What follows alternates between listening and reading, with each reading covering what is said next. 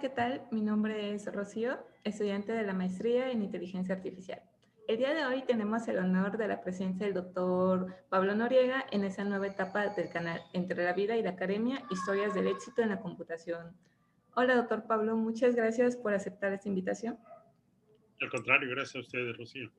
Bueno, antes que nada me gustaría empezar con que se presentara y nos dijera un poco de su formación académica y a qué se dedica actualmente.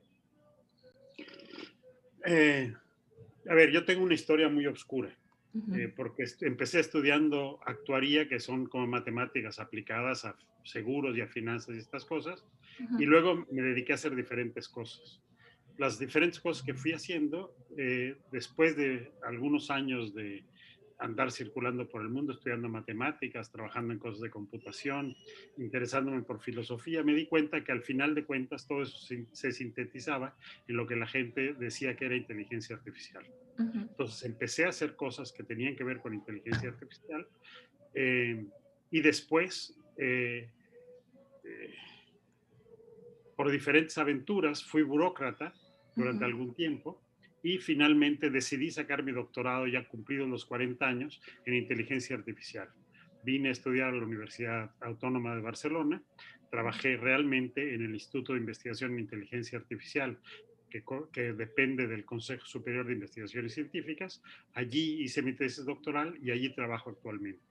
Después de haber hecho mi tesis doctoral, volví a México, trabajé en el INEGI y después de eso me volvieron a contratar aquí en Barcelona, vine con una beca para integrarme al Instituto de Investigación en Inteligencia Artificial y ya llevo casi 20 años como investigador en el instituto. Entonces, mi Wow. formación originalmente era de matemáticas aplicadas y a Ujú. lo largo del tiempo estudié lógica matemática y después algo de economía, algo de computación y leí mucho por mi cuenta. Oh, ya. Entonces, ¿qué fue lo que le impulsó a hacer ese salto? O sea, decir, realmente quiero la investigación y voy a ir a esa, y voy por ahí. La verdad es que es la pereza. Ujú. Soy muy flojo y entonces se me facilitaba, me motivaba mucho ponerme a estudiar y hacer investigación y hablar con otras gentes y juntarme con gente que eran más inteligentes que yo. Y entonces ahí sí le dedicaba todo el tiempo y toda la atención que necesitaba y entonces porque otras cosas me costaban mucho trabajo y esto se me facilitaba hacerlo motivacionalmente, me dediqué a la investigación y no Oh, estoy arrepentido, me gusta mucho hacerlo y lo he seguido, lo hago encantado de la vida. wow, realmente es muy distinto a lo que muchas personas que ingresan a un posgrado dicen. De Te que, cuento bueno, una historia sobre eso mismo. claro. Una vez me invitaron a comer con un científico súper famosísimo, Ujú, que resultó que había sido amigo de un hermano de mi papá. Él ujú, no sabía yo quién era yo, pero me preguntó, oye, ¿tú eres pariente de este señor? Le dije, sí. ¿Y qué estás haciendo? Pues yo en este momento trabajo en el centro científico de IBM, pero ya la semana que viene voy a poner mi fábrica de licores. Entonces se enojó muchísimo, golpeó la mesa y dijo, ¿qué hacen los gachupines como tú y tu papá que lo único que saben hacer es meterse a hacer dinero? Ya tu tío Paco era el hombre más inteligente de este país, uno de los cerebros más privilegiados, y lo perdió tu desgraciado abuelo que lo mandó a ese rancho a Querétaro a trabajar. Y se quedó furioso. Y yo, la verdad es que me asusté mucho, pero para cuando Sí, sí. acabamos de comer, me dijo, oye, te voy a invitar a mi laboratorio. Vente mañana, te vienes conmigo, vas a pasar todo el día conmigo. Entonces me fui a verlo y estuvimos en el laboratorio y el hombre se entusiasmaba, me explicó, tenían un gato ahí destripándolo, con la cabeza abierta llena de electrodos, en un laboratorio en el Instituto de Estudios Avanzados del Politécnico, estaban conectados a varios osciloscopios y veían frecuencias de actividad cerebral y luego me explicó que tomaban el cerebro, lo rebanaban y entonces teñían esas cosas, los trozos de tejido y lo estudiaban y me enseñó las gráficas, me enseñó las ecuaciones que usaba para verlos, me comentó sus preguntas científicas y yo la verdad es que lo que me había realmente impresionado Ujú. era que matara al gato. Y le pregunté, oye, ¿y todas las semanas de tu vida matas un gato? ¿No te cansas? Se me quedó viendo con una cara peor que la que me vio cuando le dije que me iba a dedicar a vender licores. Me dijo, ¿serás tonto?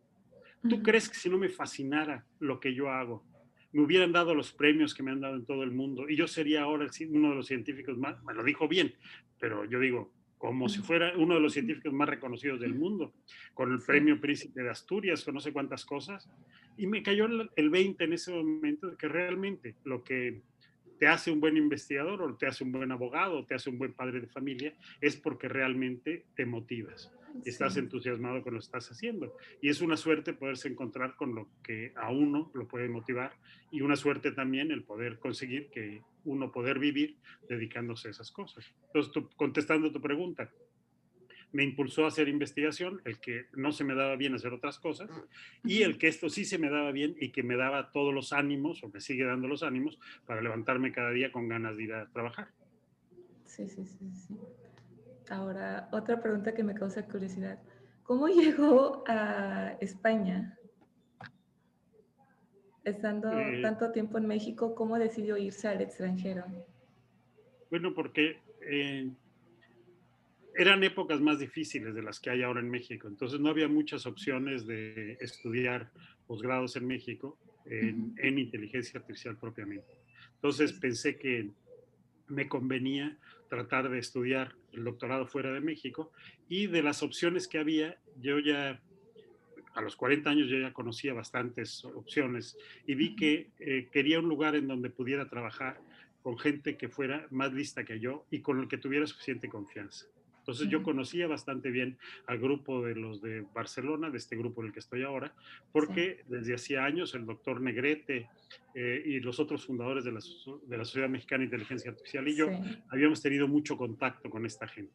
Entonces, conocía yo muy bien a Ramón López de Mántaras y Ramón ya me había insistido en que fuera a estudiar con ellos. Entonces, cuando decidí que terminaba mis labores de burócrata, le escribí, le dije, Ramón, ¿me recibes todavía en el laboratorio? Y me dijo, sí. Entonces, era una gente que quien yo confiaba, eran muy, muy buenos y hacía buen clima. Y Sí, aparte estaba en Europa. Entonces, son factores que quizás parecen baladíes, pero que en mi caso resultaban muy buenos para una buena razón para ir a estudiar fuera. sí, Había sí, buen sí. nivel, había mucha libertad y había confianza como para hacerlo. Y un contexto cultural y social muy agradable. Realmente sí, está muy bien. Ahora, la edad no le impidió iniciar eso, porque muchos dicen, no, pues ya creo que soy muy grande para estudiar o meterme en investigación, pero ¿qué nos puede decir al respecto? Pues la verdad es que yo estaba complejadito por eso, porque yo me Ujú, había ido a estudiar el doctorado en lógica y ujú. la verdad es que mi cabeza no me daba para tanto, o no me daba para ese estilo de trabajo. Para hacer matemáticas tienes que tener un cierto forma de disciplina mental y de imaginación que yo creo que yo no la tenía muy bien desarrollada, o que yo estaba joven y no sabía bien cómo organizarme y orientar mi cabeza. Cuando decidí estudiar inteligencia artificial o hacer el doctorado realmente en inteligencia artificial, tenía muy claro el tema y sabía yo que podía contar, tenía cierta seguridad en ciertas capacidades mías, pero pensé que era muy tarde ya para empezar una carrera. Y sin embargo, hablando con Ramón López de Mántaras y otros, como el doctor Guzmán, etcétera, me animaron a que realmente se podía en cualquier momento empezar a hacer una carrera de investigación y que yo reconozco, viendo hacia atrás, que no fue un estorbo el haber pasado otros años trabajando otras cosas, que al final de cuentas aprendí de muchas otras cosas y cuando llegué a hacer el doctorado en inteligencia artificial, Sí, vine con una perspectiva distinta a la que solían tener otros compañeros míos mucho más jóvenes. Y no, no ha sido un obstáculo, al contrario, yo creo que arranqué desde otro, en otro, digamos, me aventé desde una rama distinta sí, que sí, sí. otras gentes al aire. Y eso no fue mal. Entonces, si empiezas muy joven, tienes una serie de ventajas. Si empiezas a mitad después de haber terminado y trabajado 2 o 3 años, por ahí tienes otras ventajas. Y si como yo ya habías llevado casi 15 años de estar circulando en el mundo, también tienes otras ventajas y otras dificultades. Sí, Pero en mi caso, lo importante fue la convicción y la motivación. sí, muy bien. Bueno, ahora sabiendo un poco sobre su trayecto, ya vienen las preguntas un poco más personales. Espero no incomodarlo. Bueno, ahora, bueno, ¿qué rutina sigue en un día normal de trabajo y en qué se diferencia ahora con el confinamiento? Pero normalmente, un día de trabajo normal era llegar al despacho, abrir mi computadora y revisar mi correo rápidamente y hacer los trabajos que me había dejado pendientes de la víspera. Siempre soy muy flojo y entonces para arrancar el trabajo me cuesta mucho. Entonces, para poderme sentar a trabajar, siempre tengo 2 o 3 tareas fáciles con las cuales puedo empezar.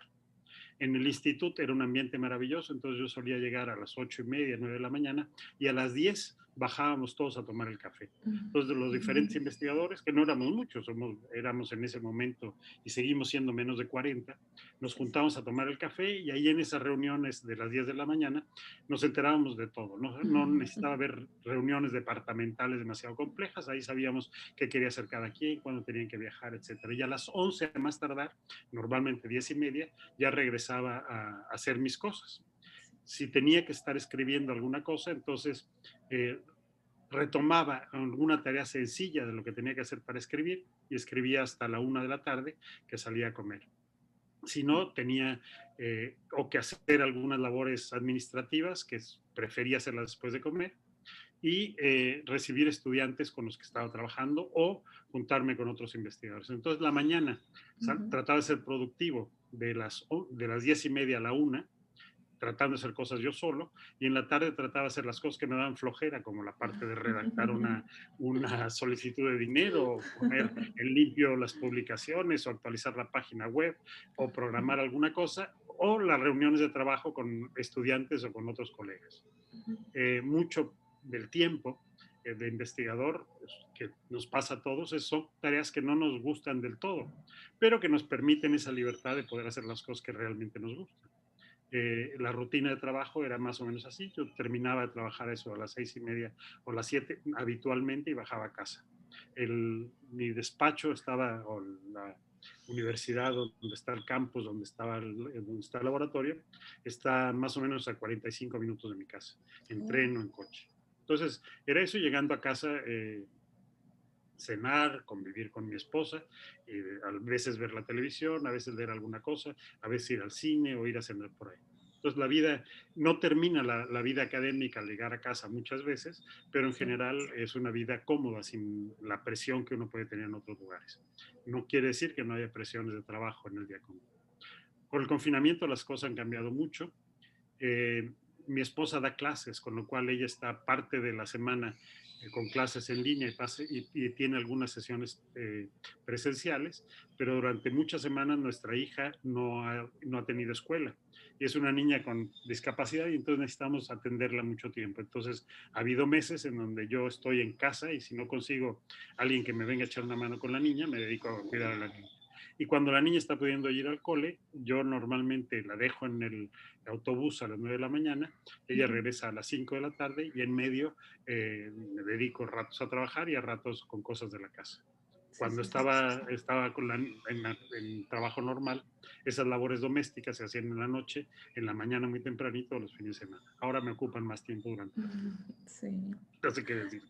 Ahora, digamos, no he viajado desde hace un año y fracción, y entonces estoy teniendo un montón de reuniones por Zoom, ya estoy hasta la coronilla del Zoom, y los congresos en Zoom es algo que todavía no acabo de tomarle ese gusto. Sí, muchos creo que igual nos cuesta estar en los congresos o participar o tener que grabar antes las pláticas para ya tener todo listo. Pero pues así es la vida. Esperemos que Sí. pronto volvamos a poder viajar, porque una parte importantísima de la vida científica es el contacto con otras personas y la amistad que uno logra desarrollar de colaborar con otros.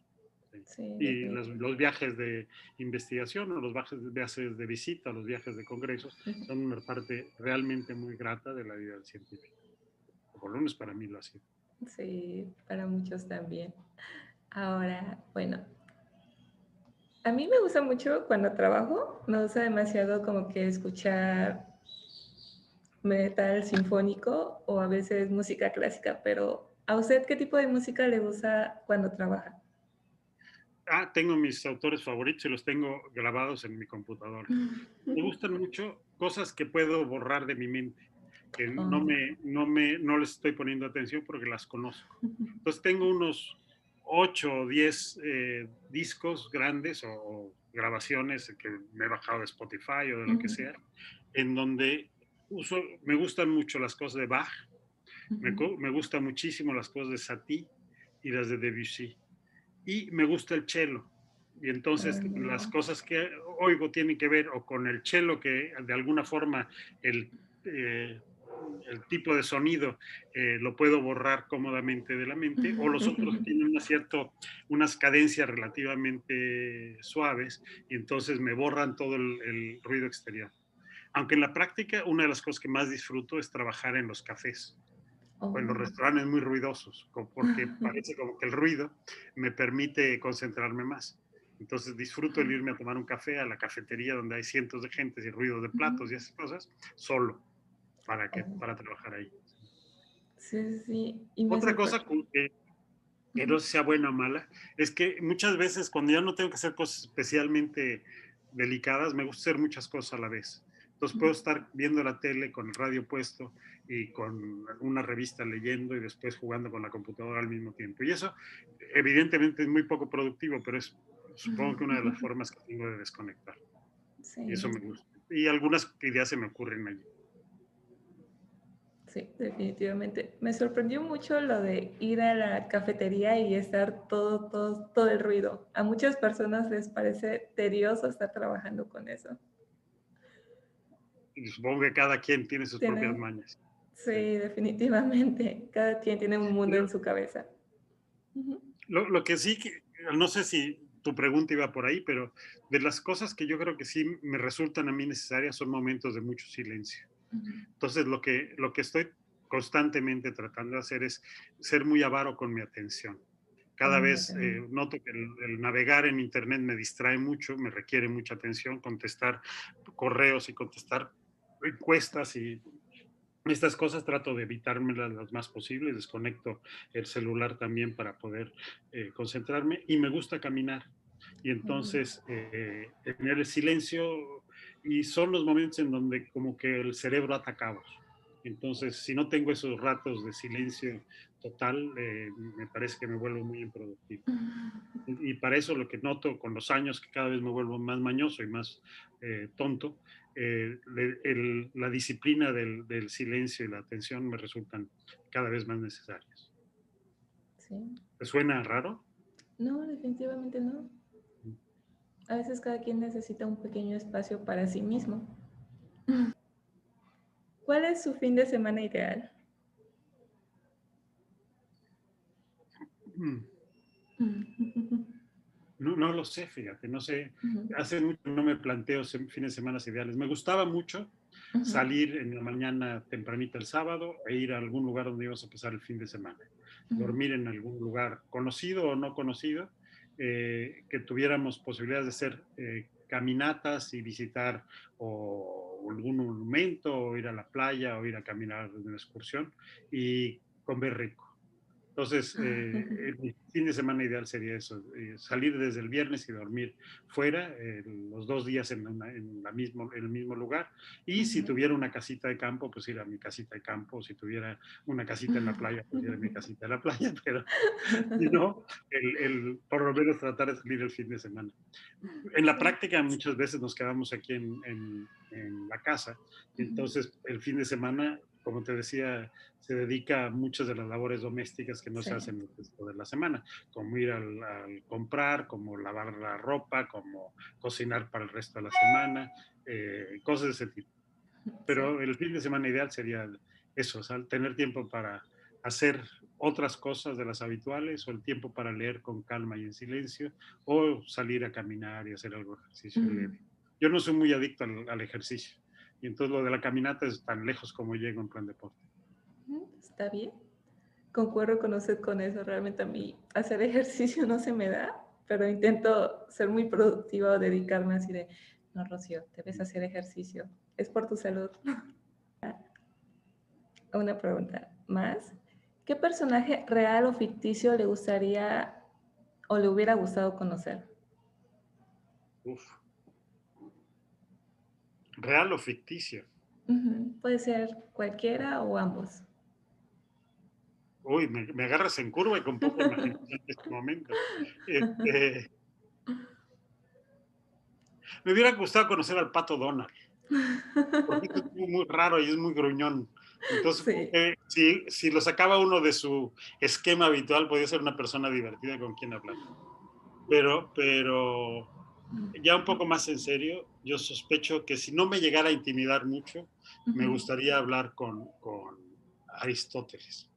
Yo creo que de Wow. las gentes que más han impactado a la ciencia o la cultura occidental, y sería muy interesante poder platicar con él. Me Sí. hubiera gustado mucho tratar a Russell, a Bertrand Russell. También, no sé si yo hubiera podido darles el ancho para poder hablar con ellos una conversación suficientemente divertida, pero son de las gentes en donde hay montones de cosas que me gustaría Sí, preguntarles. Eh, definitivamente. no había pensado en personajes, nunca pasa por mi cabeza, no me ha pasado por la cabeza desde que yo pudiera llegar a conocer a alguna persona. Eh, es buena pregunta. Dame chance, sígame haciendo otras preguntas y a ver si en el camino se me ocurre algo divertido que decirte. Me parece muy bien. Ahora hay uno de comida extranjera que más le haya gustado. Comida extranjera que más me haya gustado. Los gusanos de seda que probé una vez en Corea. Oh. Sabían raros. Me gustó por exóticos y por valiente, pero Sí. no, el sabor no es lo que más me haya gustado en la vida, pero me pareció una experiencia maravillosa y en ese sentido me Ujú. gustó. Oh. ¿Sí? De comida, de sabor, me gustaron muchísimo unos anticuchos de corazón de cuy que comí en Cusco hace millones de años, que era como unos, no sé, como una brocheta de Ujú. pedacitos de carne cocidas con una salsita de cacahuate o alguna cosa así. Estaba muy rico. Wow. Me Estoy quedé con pensando los. en cosas exóticas porque, no sé, seguramente si consideras que ir a un restaurante bueno en Francia o en Suecia cuenta como comida extranjera, pues ahí sí te puedo decir cosas exuberantes que me gustan mucho. Pero a ver, si me tuviera que suicidar comiendo, lo que Sí. más me gusta es el cordero asado, que Oh, tienes que ir muy a algún bien. lugar de montaña bueno para comer. Y también el arroz con leche, El arroz que con en leche. España se consigue relativamente fácil, pero que hay todo un refinamiento asociado a su cocinamiento y a su consumo que merece la pena esforzarse por él. Estoy muy tragón.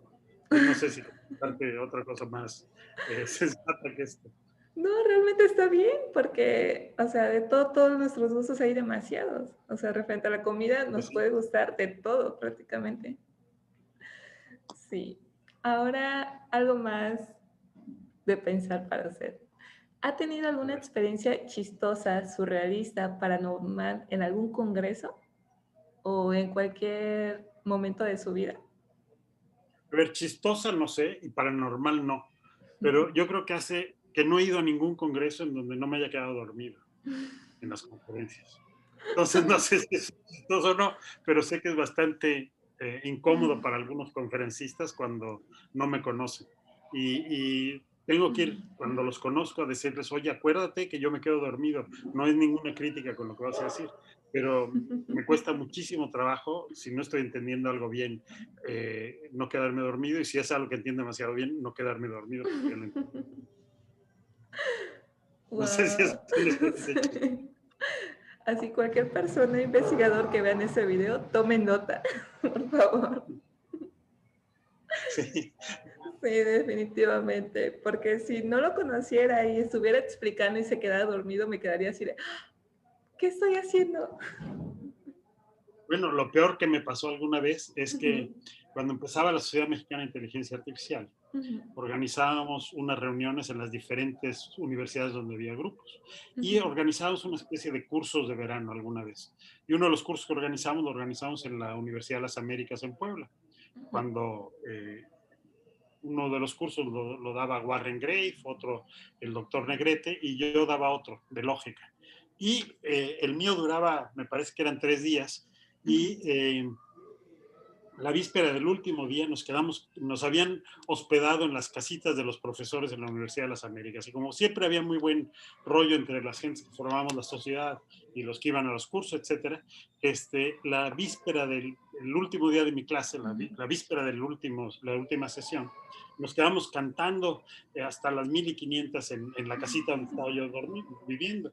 Y al día siguiente di mi conferencia y terminaba demostrando un teorema de completitud de corrección para lógica proposicional. Entonces, el momento que puedo decir, y con esto que ha demostrado, me quedé dormido de pie. Wow. Para mí la del sueño es una cosa esencial. Sí, sí, sí, sí, sí. ¿Y no le dijeron nada o se cayó? ¿Lo dejaron disfrutar de su siesta? Se me cayó el pis, pero no, me quedé recargado en el pizarrón. Ya me conocían, o sea, nadie les Sí. sorprendió mucho, soltaron la carcajada. Ay, no. Wow. Me lo imaginé como todo eso y dije, wow. No, no había conocido a alguien que se durmiera después. Creo que no. Le puedes preguntar no sé si conoces a Santiago Negrete, el hijo del doctor Negrete, creo que estaba presente en ese momento. Y le No, podrás preguntar si es cierto o no. está bien. Voy a buscar lo voy a investigar y le preguntaré. Bueno, ahora ya estamos llegando ya a la última parte de nuestra entrevista. Voy a decir una palabra y usted me responderá con la primera que le venga a la mente. A ver. Bueno, comenzamos con Lania. Lania. Bosque. Jardín. Informática. Lenguajes de programación. IBM. Ay, prohibido el vino. ¿Por qué? Pues porque trabajé una época en el centro científico de IBM y resultado de las cosas más exóticas, que estaba prohibido que sirvieran cerveza y vino en el comedor de IBM. Y fui a Francia a alguna de las reuniones también en el centro científico que había allí. Y también en Francia, inclusive en Francia, les prohibían beber vino porque era una empresa muy puritana en esas épocas. Cosa que a mí me pareció sorprendente. Renuncié justamente al centro científico y puse mi propia fábrica de licores porque me parecía que había sufrido demasiado en contacto con esa gente durante demasiado tiempo. Sí, sí, sí, sí, sí.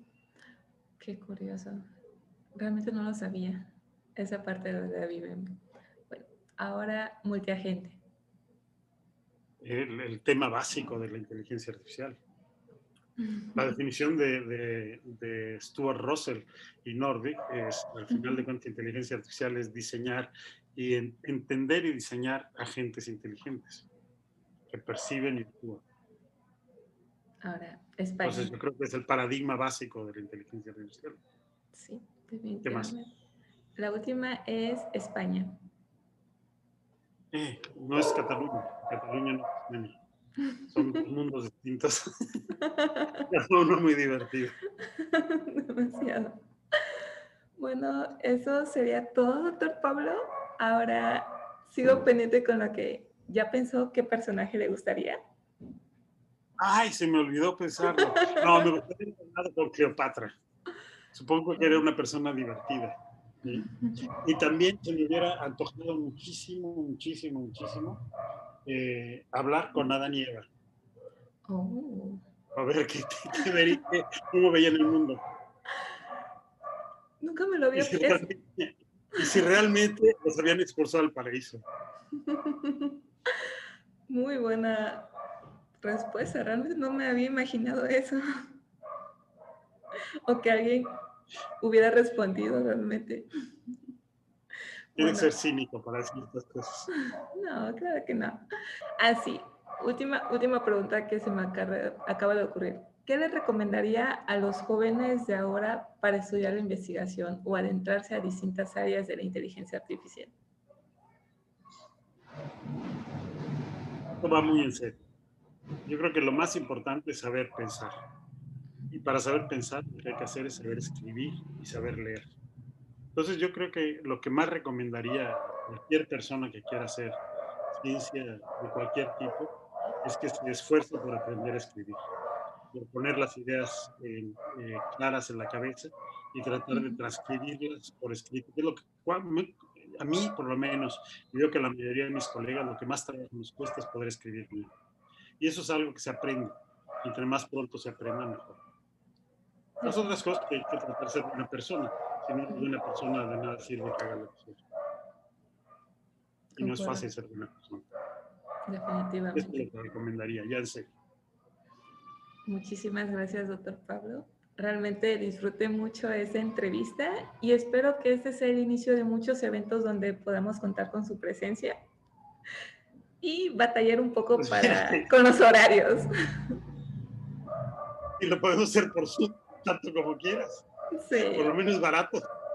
Fácil lo es. Definitivamente. Pues, que todo salga bien. Muchas gracias. Y nuevamente, por parte del Grupo de Comunicación Código Guía, muchas gracias por disposición. Gracias. Dale. Dios. Adiós.